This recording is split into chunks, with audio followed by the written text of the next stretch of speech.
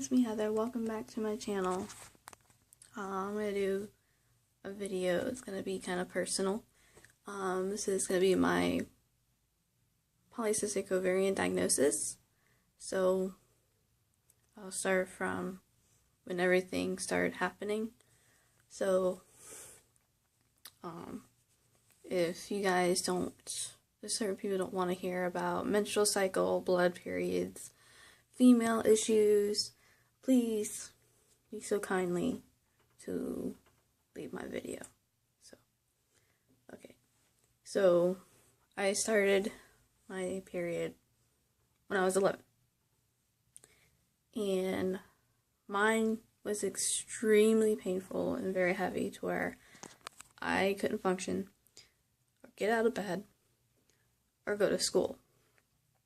So, and as I got older and older, these symptoms kept getting worse and worse. The pain during that time of the month kept getting worse and worse. And so, like, you know, everyone would tell me, oh, that's normal, you're supposed to be in pain, and all that jazz. So I'm like, okay. But, you know, I would be like, why is, like, all my friends going to school during their period, I'm stuck at home feeling like death in my bed and can't move. So, moving along the years, at 17 is when my symptoms got severely bad, and I was experiencing 10 times more pain than ever. Like, it was bad. Like, I pretty much stayed home once again from the school, and later on that evening, my dad wanted me to come, you know, give him a good night hug, because he was standing by my bedroom door. He's like, hey, you know, just give me a good night hug before you go to bed. You know, I've been stuck in bed all day because I can't move. Like, it hurts to move. And so I had to slowly get up, and like everything, all the pain intensified, like times 100. Like, it was bad.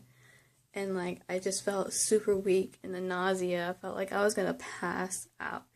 And I actually fell against the wall. Like, I just couldn't stand. Like, it was literally very painful. So my dad had to carry me to the car and rush me to the ER. And I did some blood work, and they said, like, I had high white blood cell counts, and did a CAT scan, and they said they found a lot of ovarian cysts on both my ovaries. And so the nurse at the ER didn't really diagnose me with polycystic ovarian syndrome at that time. He just said, just go on the birth control. So, like, a year later, I went on the birth control, and I was still experiencing severe, painful periods, like, even while on this birth control, and I've been taking it regularly and not stopping. And then I'd still go to my doctor complaining about, you know, severe pain during my periods still. And so I have been switched to a normal birth control, the 28-day, to the depot shot. That didn't work. And so I went back to the 28-pack one, and, you know, I was just still suffering from this. And then I was starting to have a bunch of GI issues, like, because I was a pretty normal, healthy weight person, and a very active, very athletic person, okay? I was always outside playing with my friends, doing some kind of sport activity. And then all these GIs started to happen. I wasn't having regular bowel movements anymore. I couldn't have bowel movements for like a month or more. And then that put me in a state to where I got full too quickly. When I ate even healthy foods, healthy balanced diet, I couldn't eat all of it on my small plate. So we went to a GI doctor, and, you know, they thought I had Crohn's disease because I was also dropping my weight rapidly. Like, I was losing a bunch of weight. And so they did a colonoscopy, endoscopy on me, and he said they didn't find anything. No inflammation, no Crohn's. I've been tested for food allergy, gluten sensitivity, tolerance, even celiac disease, and everything came back negative. So then the GI doctor, diagnosed me with irritable bowel syndrome. And, told me to increase my fiber intake and take these 2 medications for it. And it didn't work. Like, I was eating fiber the whole time before all this started happening.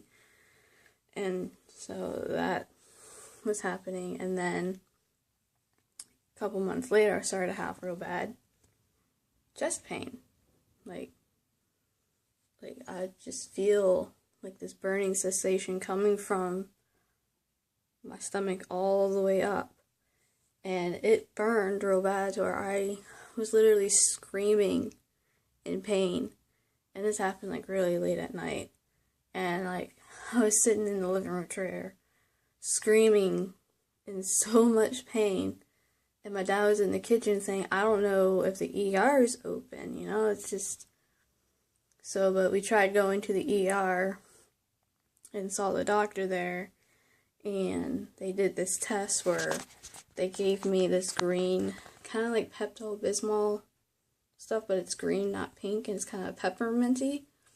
And he said if this cools down the esophagus immediately, then he knows that it's from gastroesophageal reflux disease, aka acid reflux. And that's hereditary. That's in my family history. My grandmother and my dad has it. So, I was put on higher doses of Nexium before it became an over-the-counter drug now. So, I was put on, birth control, IBS medicine, and now Nexium. So it's dealing with a lot, and pain medication. So I was dealing with 4 different medications at 17 years old. Yeah. And, things just kept getting worse and worse. The medication wasn't helping. I was still dropping in weight. And so I had to try and completely stop taking my medication to see it was all the medication causing the issues. And it wasn't. So my GP referred me to an OBGYN. So to a different OBGYN, because the last OBGYN was so rude. It's like we went to her, we're telling her my symptoms and why I've been dropping so much weight, and she automatically interrupts my mom and said, oh, it's because she's anorexic and bulimic. That's why she's so skinny. She needs to go see a psychiatrist. Yeah. So I'm like, Mom, we're not seeing her ever again. So I went to a different OBGYN, and she was amazing. She looked at me and she said, I can tell you're in with so much pain. And I can tell you're tired of it. I want to help you. And I just broke down in tears. Because, I've been just so much pain all the time. Finally, someone says, I want to help you figure this out. And I mentioned to her endometriosis because of how severe the pain was during the time of the month. And how now I was experiencing pain after I was done with my period. So I was dealing with chronic pelvic pain and pain during and after sex. So she did some blood work to check for cervical cancer and for any infections, and everything came back clean.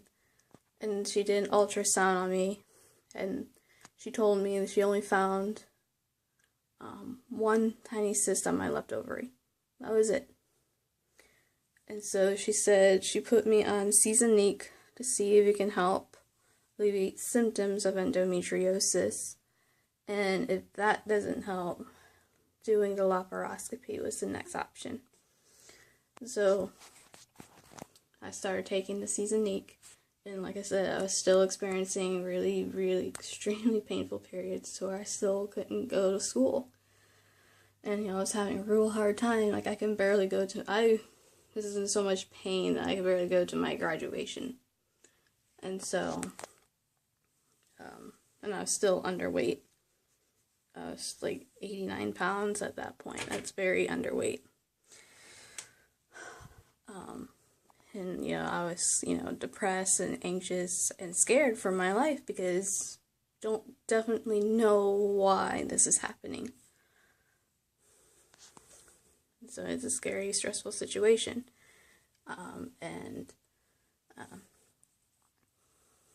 So I took the Seasonique, and my dad's insurance expired, so I can no longer see the awesome OBGYN nor take the birth control. So I had to once again just put up with the pain, overdosing at Motrin just for the freaking pain, just so I can survive at work and college, because at that point I graduated.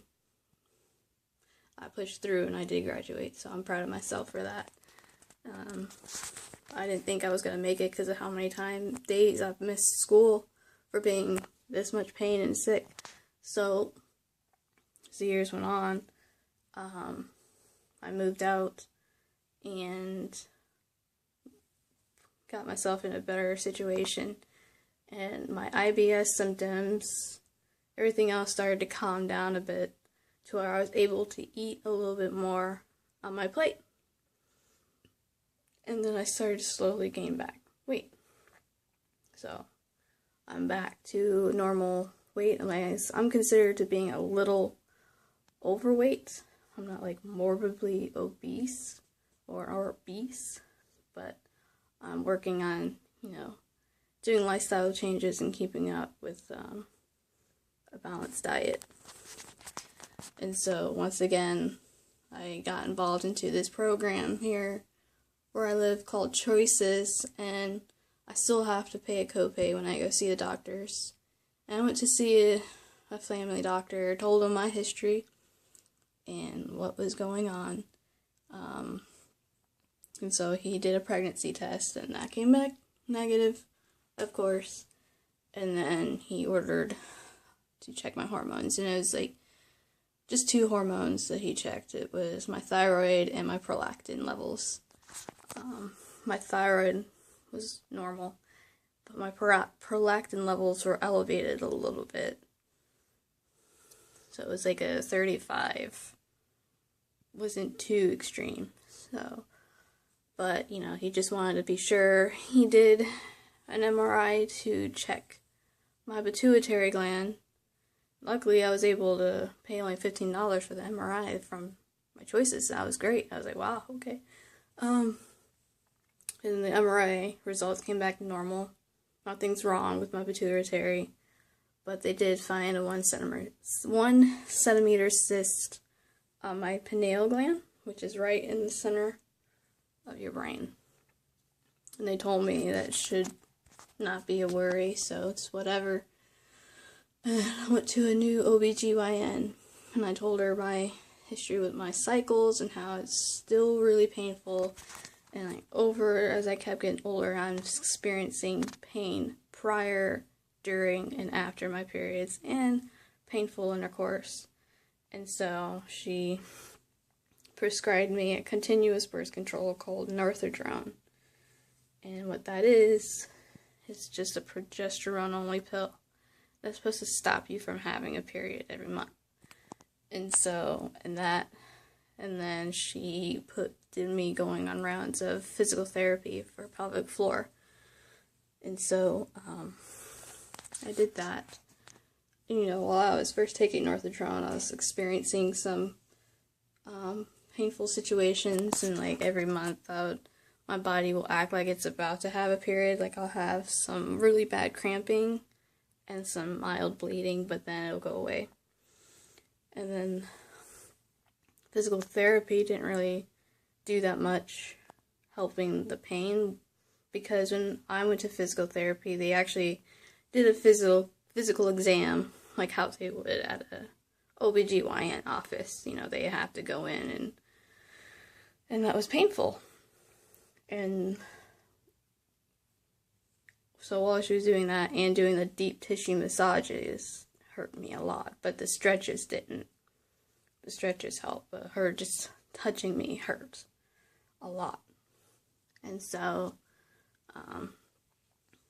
so I continued to take the Northadrone, and I was having some weird reactions on it. Like, I was starting to form rashes on my face, like 7 months into it.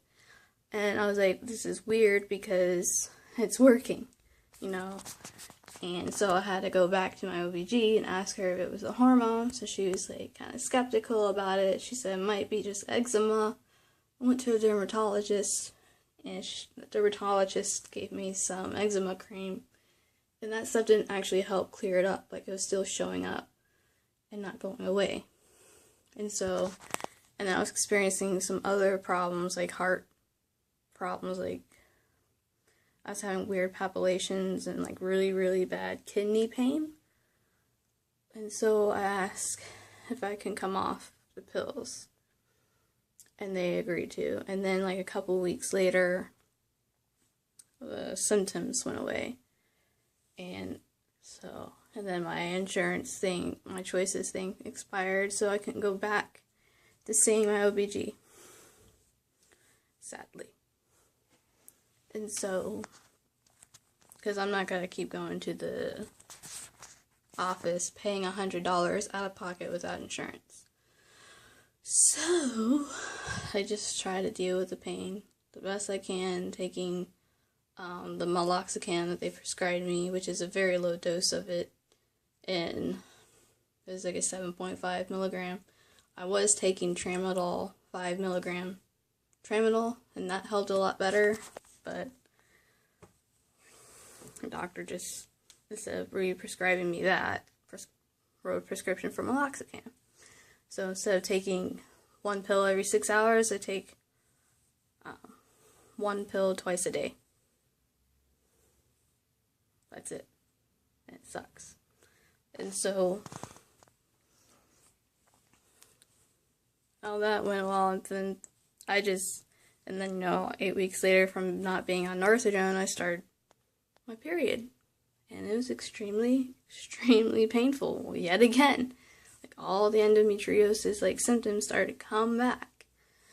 And so, I then, for some reason, just stopped having my period randomly for 4 months.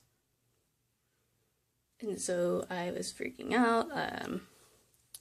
I did 4 at-home pregnancy tests, and they were all negative. And so I finally said, alright, I'll call my doctor and pay the $100 to see what's actually going on now, because now this is just random once again.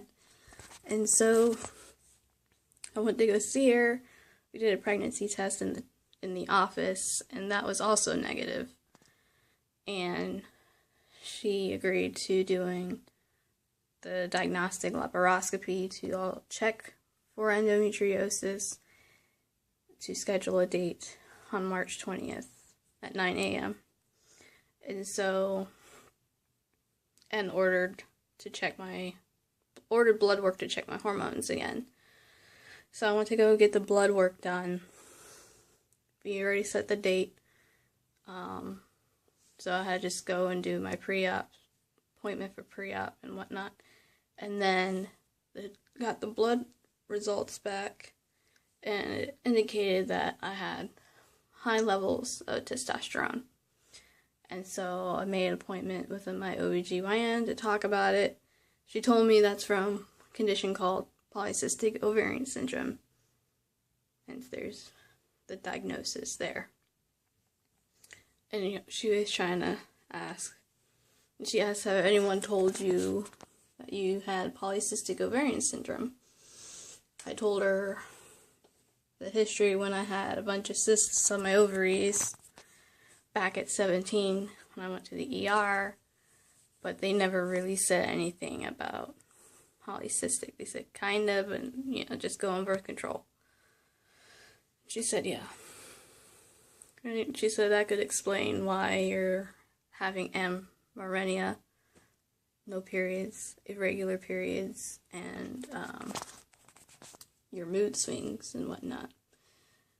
And so, because I'd have, like, extreme mood swings, like, poor Joey, my boyfriend, has to deal with my random mood swings that can get real bad, but I've been better at just trying to be calm about it, and or walking away, and then coming back and make sure I calm down, because they get pretty bad.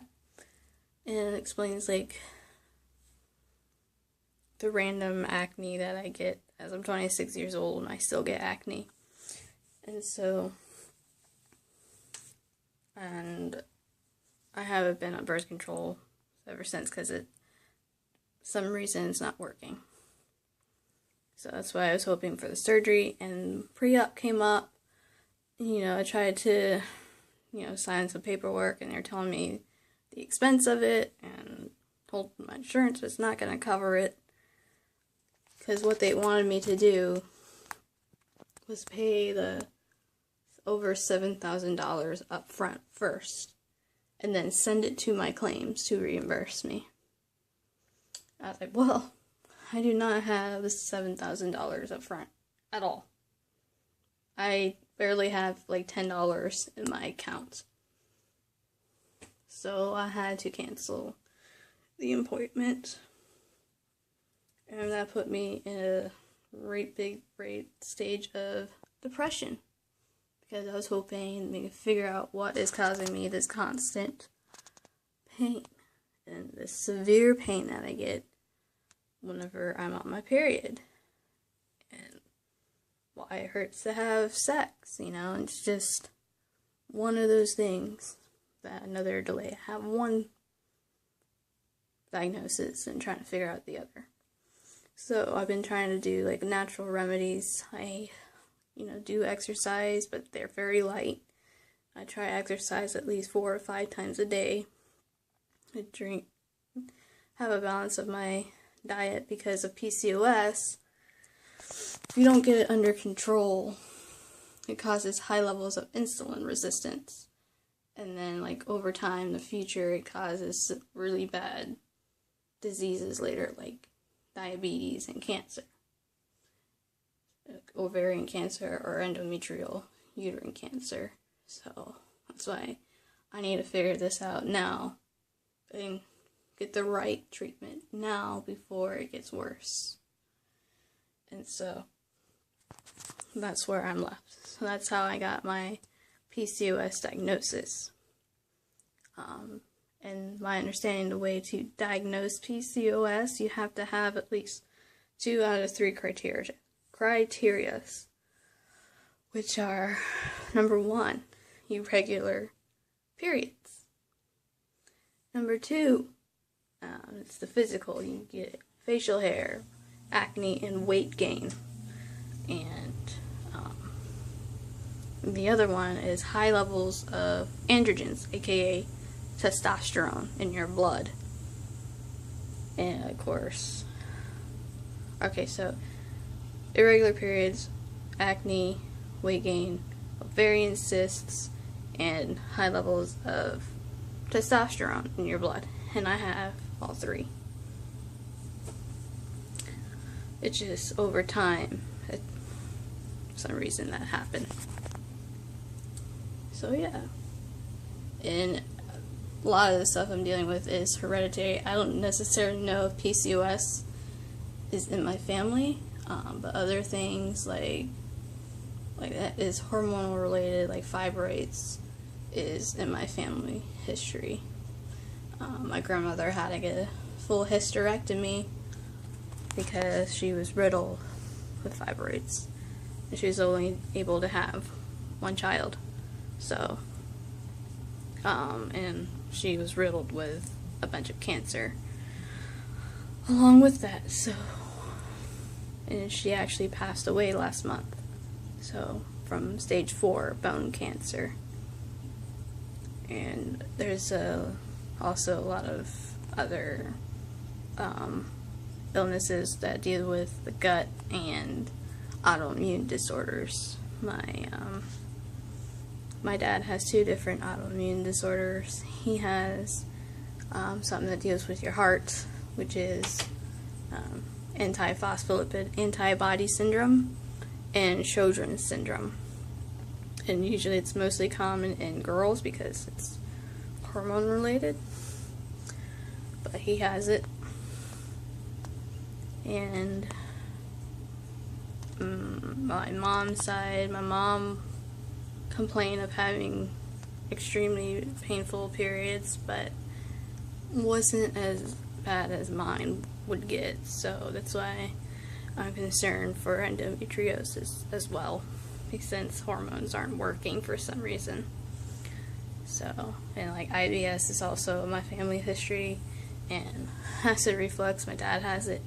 But yeah, there's a lot of fun medical hereditary problems that I've dealt with at a very young age, and I'm still dealing with it today at 26. So 9 years worth of dealing with this kind of pain is causing depression and anxiety. And that's another symptom with PCOS that can also cause depression and anxiety, because it's fucking with your hormones. Your hormones are imbalanced. And so, but it's dealing with that, and just the fact that I'm still in a lot of pain with no relief from anything. So I'm just stuck. And, it sucks, but, I still get up, go to my part-time job, try to hang out with people the best that I can, even though I'm extremely tired all the time and just hurting. I still go see people and try to have a positive attitude, just talk about random things, play video games, play card games, something to keep my mind off the pain. And all you have to do is try to live a new normal, and sometimes it's hard to do that. Trust me, I've been there. I've suffered with this for a long time. There's no doubt in my mind that I cry myself to sleep because of the pain. So, but understand that you're not alone, and it's a very common problem, and getting it treated early is key, because it took a while for me to actually see a doctor when I was dealing with all of this, because everyone said it was normal. Let me tell you something, the difference between normal cramps and not normal cramps. Okay? Normal cramps, you get cramps. Oh, cramps. And over-the-counter drugs help relieve the pain. That's just normal. If you get cramps and, cramps, it's so bad, and you can't go to work or go to school at all, and or get out of bed for 3 days, and over-the-counter drugs aren't helping you, that's not normal.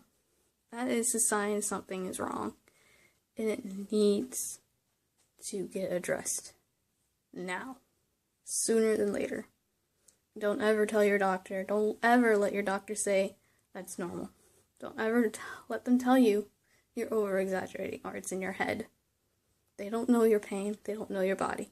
Only you do. Only you do. So, please, get help when you can.